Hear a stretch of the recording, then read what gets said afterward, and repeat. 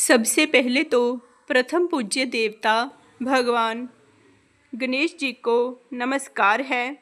अब मैं आपको बृहस्पतिवार की व्रत कथा सुनाऊंगी, आप ध्यान से सुनिए। भारतवर्ष में एक प्रतापी और दानी राजा राज्य करता था। वह नित्य गरीबों और ब्राह्मणों की सहायता करता था। यह बात उसकी रानी को अच्छी नहीं लगती थी। वह ना ही गरीबों को दान देती, ना ही भगवान का पूजन करती थी और राजा को भी दान देने से मना किया करती थी। एक दिन राजा शिकार खेलने वन को गए हुए थे, तो रानी महल में अकेली थी। उसी समय बृहस्पति देव साधु वेश में राजा के महल में भिक्षा मांगने के लिए गए और भिक्षा मांगी। रानी ने भिक्षा देने से इनकार कर दिया और कहा, हे साधु महाराज, मैं तो दान पुण्य से तंग आ गई हूँ। मेरे पति सारा दिन धन लुटाते रहते हैं। मेरी इच्छा है कि हमारा सारा धन नष्ट हो जाए, फिर ना रहेगा बांस, ना बजेगी बांसुरी।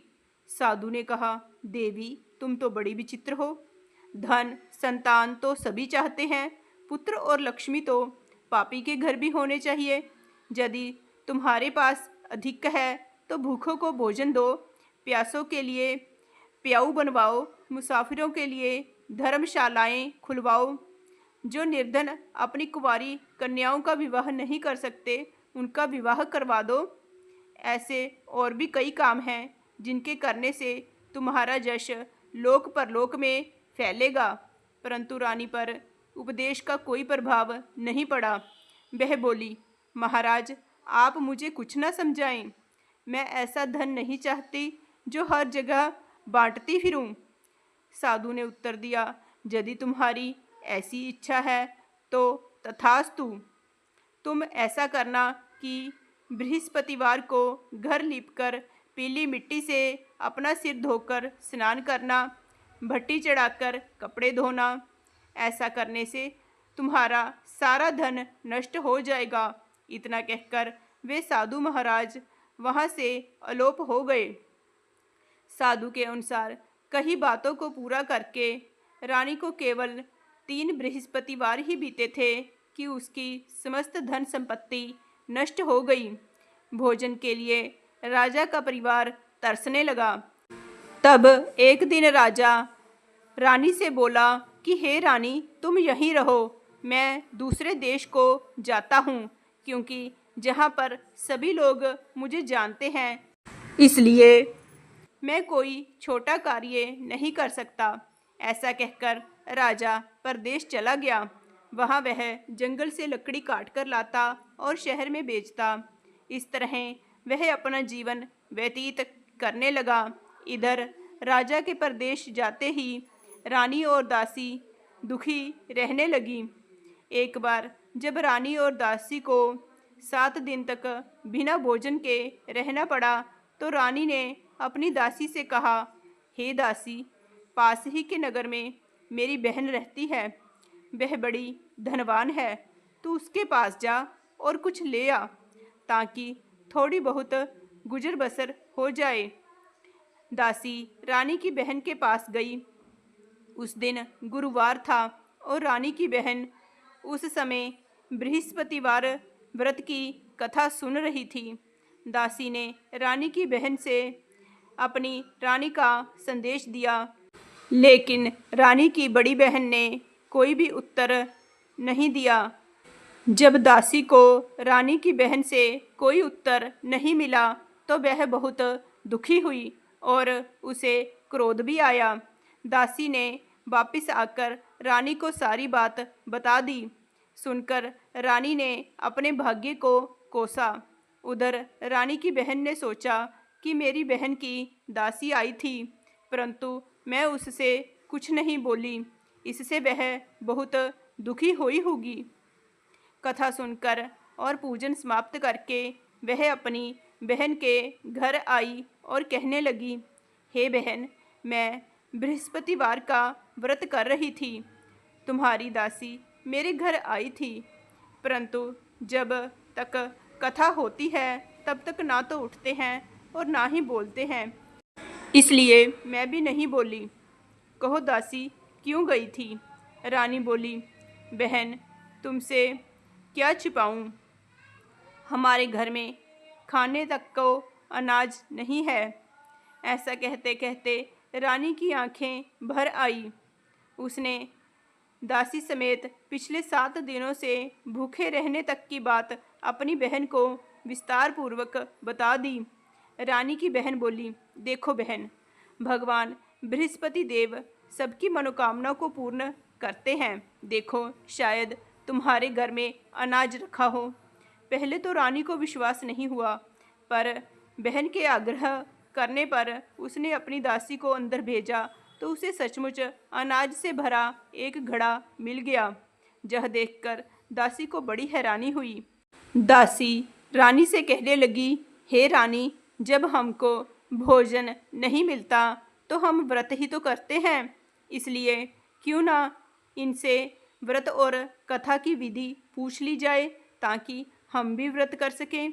तब रानी ने अपनी बहन से बृहस्पतिवार व्रत के बारे में पूछा। उसकी बहन ने बताया, बृहस्पतिवार के व्रत में चने की दाल और मुनक्का से भगवान विष्णु जी का पूजन करना चाहिए। केले की जड़ में पूजन करें तथा दीपक जलाएं, व्रत कथा सुनें और पीला भोजन ही करें। इससे बृहस्पति देव प्रसन्न होते हैं। व्रत और पूजन विधि बताकर रानी की बहन अपने घर को लौट गई। 7 दिन के बाद जब गुरुवार आया तो रानी और दासी ने व्रत रखा। गुड़साल में जाकर चना और गुड़ लेकर आई। फिर उससे केले की जड़ तथा विष्णु भगवान का पूजन किया। अब पीला भोजन कहाँ से आए, इस बात को लेकर दोनों बहुत दुखी थी। क्योंकि उन्होंने व्रत रखा था, इसलिए बृहस्पति देव उनसे प्रसन्न थे। इसलिए वे एक साधारण व्यक्ति का रूप धारण कर 2 थालों में सुंदर पीला भोजन दासी को दे गए। भोजन पाकर दासी प्रसन्न हुई और फिर रानी के साथ मिलकर भोजन ग्रहण किया। उसके बाद वे सभी गुरुवार को व्रत और पूजन करने लगी। बृहस्पति देव की कृपा से उनके पास फिर से धन संपत्ति आ गई, परंतु रानी फिर से पहले की तरह आलस्य करने लगी। तब दासी बोली, देखो रानी, तुम पहले भी इस प्रकार आलस्य करती थी। तुम्हें धन रखने में कष्ट होता था, इस कारण सभी धन नष्ट हो गया, और अब जब भगवान बृहस्पति की कृपा से धन मिला है तो तुम्हें फिर से आलस्य होता है। रानी को समझाते हुए दासी कहती है कि बड़ी मुसीबतों के बाद हमने यह धन पाया है, इसलिए हमें दान पुण्य करना चाहिए, भूखे मनुष्यों को भोजन कराना चाहिए और धन को शुभ कार्यों में खर्च करना चाहिए, जिससे तुम्हारे कुल का यश बढ़ेगा, स्वर्ग की प्राप्ति होगी और पितृ प्रसन्न होंगे। दासी की बात मानकर रानी अपना धन शुभ कार्यों में खर्च करने लगी, जिससे पूरे नगर में उसका यश फैलने लगा। एक दिन राजा दुखी होकर जंगल में एक पेड़ के नीचे आसन जमाकर बैठ गया। वह अपनी दशा को याद करके व्याकुल होकर रोने लगा। बृहस्पतिवार का दिन था। एकाएक उसने देखा कि निर्जन वन में एक साधु प्रकट हुए। वह साधु वेश में स्वयं बृहस्पति देवता थे। लकड़हारे के सामने आकर वे बोले, हे लकड़हारे, इस सुनसान जंगल में तू चिंता मग्न क्यों बैठा है? लकड़हारे ने दोनों हाथ जोड़कर प्रणाम किया और उत्तर दिया, महात्मा जी, आप सब कुछ जानते हैं, मैं क्या कहूँ? यह कहकर वह रोने लगा और साधु को अपनी आत्मकथा सुनाई। महात्मा जी ने कहा, तुम्हारी स्त्री ने बृहस्पति के दिन बृहस्पति भगवान का निरादर किया है, जिसके कारण रुष्ट होकर उन्होंने तुम्हारी यह दशा कर दी। अब तुम चिंता को दूर करके मेरे कहने पर चलो तो तुम्हारे सब कष्ट दूर हो जाएंगे और भगवान पहले से भी अधिक संपत्ति देंगे। तुम बृहस्पति के दिन कथा किया करो। 2 पैसे के चने मुनक्का लाकर उसका प्रसाद बनाओ और शुद्ध जल से लोटे में शक्कर मिलाकर अमृत तैयार करो। कथा के पश्चात अपने सारे परिवार और सुनने वाले प्रेमियों में अमृत व प्रसाद बांटकर आप भी ग्रहण करो। ऐसा करने से भगवान तुम्हारी सब मनोकामनाएं पूरी करेंगे। साधु के ऐसे वचन सुनकर लकड़हारा बोला, हे प्रभु, मुझे लकड़ी बेचकर इतना पैसा नहीं मिलता जिससे भोजन के उपरांत कुछ बचा सकूं। मैंने रात्रि में अपनी स्त्री को व्याकुल देखा। मेरे पास कुछ भी नहीं जिससे मैं उसकी खबर मंगा सकूं। साधु ने कहा, हे लकड़हारे, तुम किसी बात की चिंता मत करो। बृहस्पति के दिन तुम रोजाना की तरह लकड़ियां लेकर शहर को जाओ। तुमको रोज से दुगना धन प्राप्त होगा, जिससे तुम भली भांति भोजन कर लोगे तथा बृहस्पति देव की पूजा का सामान भी आ जाएगा। इतना कहकर साधु अंतर ध्यान हो गए। धीरे धीरे समय व्यतीत होने पर फिर वही बृहस्पतिवार का दिन आया। लकड़हारा जंगल से लकड़ी काटकर किसी शहर में बेचने गया।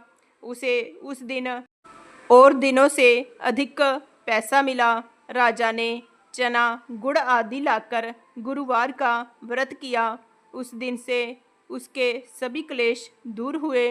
परंतु जब दोबारा गुरुवार का दिन आया तो वह बृहस्पतिवार का व्रत करना भूल गया। इस कारण बृहस्पति भगवान नाराज हो गए। उस दिन उस नगर के राजा ने विशाल यज्ञ का आयोजन किया तथा शहर में यह घोषणा करा दी कि कोई भी मनुष्य अपने घर में भोजन ना बनावे, ना ही आग जलावे। समस्त जनता मेरे यहाँ भोजन करने आवे। इस आज्ञा को जो ना मानेगा उसे फांसी की सजा दी जाएगी। इस तरह की घोषणा संपूर्ण नगर में करवा दी गई। राजा की आज्ञा अनुसार शहर के सभी लोग भोजन करने गए, लेकिन लकड़हारा कुछ देर से पहुंचा, इसलिए राजा उसको अपने साथ घर ले गए और ले जाकर भोजन करा रहे थे तो रानी की दृष्टि उस खूंटी पर पड़ी जिस पर उसका हार लटका हुआ था। वह वहाँ पर दिखाई नहीं दिया। रानी ने निश्चय किया कि मेरा हार इस मनुष्य ने चुरा लिया है। उसी समय सिपाहियों को बुलाकर उसको कारागार में डलवा दिया। जब लकड़हारा कारागार में पड़ गया और बहुत दुखी होकर विचार करने लगा कि ना जाने कौन से पूर्व जन्म के कर्म के कारण मुझे यह दुख प्राप्त हुआ है, और उसी साधु को याद करने लगा जो कि जंगल में मिला था। उसी समय तत्काल बृहस्पति देव साधु के रूप में प्रकट हुए और उसकी दशा को देखकर कहने लगे, अरे मूर्ख, तूने बृहस्पति देव की कथा नहीं की, इस कारण तुझे दुख प्राप्त हुआ है। अब चिंता मत कर। बृहस्पतिवार के दिन कारागार के दरवाजे पर 4 पैसे पड़े मिलेंगे। उनसे तू बृहस्पति देव की पूजा करना, तेरे सभी कष्ट दूर हो जाएंगे। बृहस्पतिवार के दिन उसे 4 पैसे मिले। लकड़हारे ने कथा कही।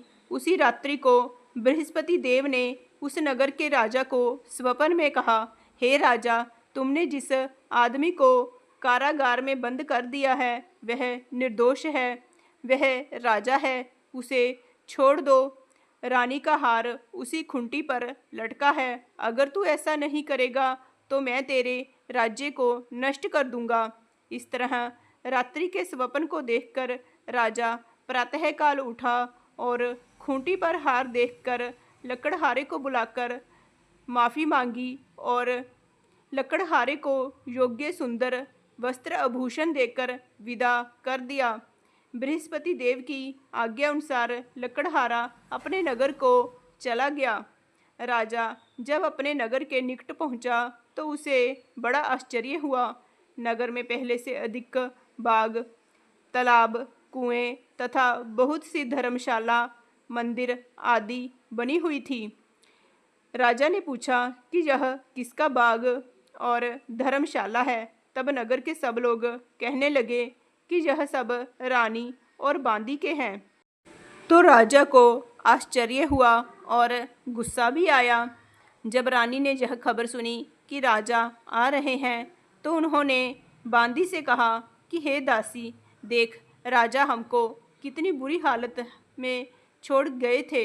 हमारी ऐसी हालत देखकर वह लौट न जाएं, इसलिए तू दरवाजे पर खड़ी हो जा। आज्ञा अनुसार दासी दरवाजे पर खड़ी हो गई। राजा आए तो उन्हें अपने साथ ले आई। तब राजा ने क्रोध करके अपनी रानी से पूछा कि यह धन तुम्हें कैसे प्राप्त हुआ है।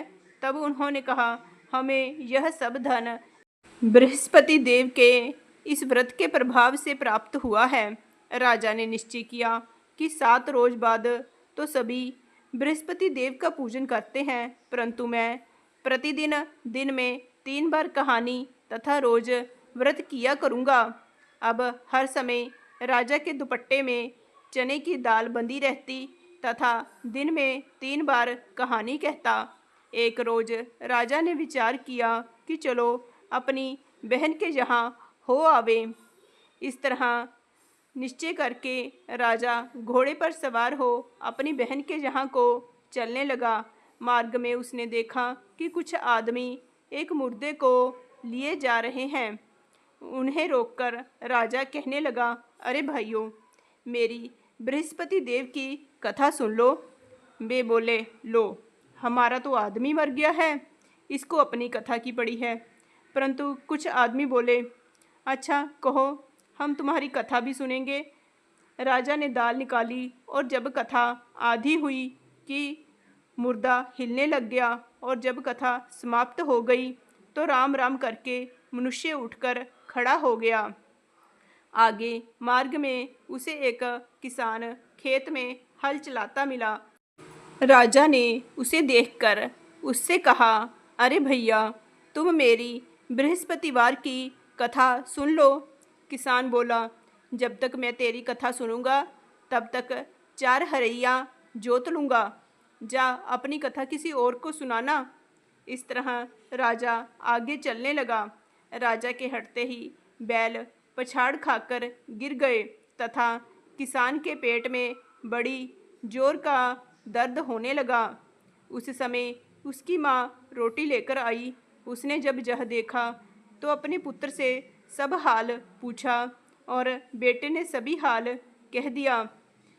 तो बुढ़िया दौड़ी दौड़ी उस घुड़सवार के पास गई और उससे बोली कि मैं तेरी कथा सुनूंगी, तू अपनी कथा मेरे खेत पर चलकर ही कहना। राजा ने बुढ़िया के खेत पर जाकर कथा कही, जिसके सुनते ही वह बैल उठ खड़े हुए तथा किसान के पेट का दर्द भी बंद हो गया। राजा अपनी बहन के घर पहुंचा। बहन ने भाई की खूब मेहमानी की। दूसरे रोज प्रातःकाल राजा जगा तो वह देखने लगा कि सब लोग भोजन कर रहे हैं। राजा ने अपनी बहन से कहा, ऐसा कोई मनुष्य है जिसने भोजन नहीं किया हो? मेरी बृहस्पतिवार की कथा सुन ले। बहन बोली, हे भैया, यह देश ऐसा ही है कि पहले यहाँ लोग भोजन करते हैं, बाद में अन्य काम करते हैं। अगर कोई पड़ोस में हो तो देख आऊँ। वह ऐसा कहकर देखने चली गई, परंतु उसे कोई भी व्यक्ति नहीं मिला जिसने भोजन नहीं किया हो। अतः वह एक कुम्हार के घर गई जिसका लड़का बीमार था। उसे मालूम हुआ कि उनके यहाँ 3 रोज से किसी ने भोजन नहीं किया है। रानी ने अपने भाई की कथा सुनने के लिए कुम्हार से कहा। वह तैयार हो गया। राजा ने जाकर बृहस्पतिवार की कथा कही, जिसको सुनकर उसका लड़का ठीक हो गया अब तो राजा की प्रशंसा होने लगी। एक रोज राजा ने अपनी बहन से कहा कि हे बहन, हम अपने घर को जाएंगे, तुम भी तैयार हो जाओ। राजा की बहन ने अपनी सास से कहा।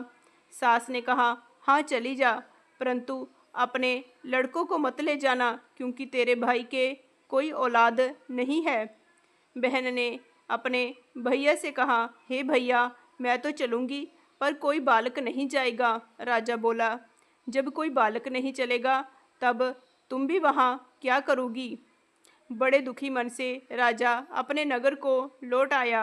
राजा ने अपनी रानी से कहा, हम निर्वंशी हैं, हमारा मुँह देखने का धर्म नहीं है और कुछ भोजन आदि नहीं किया।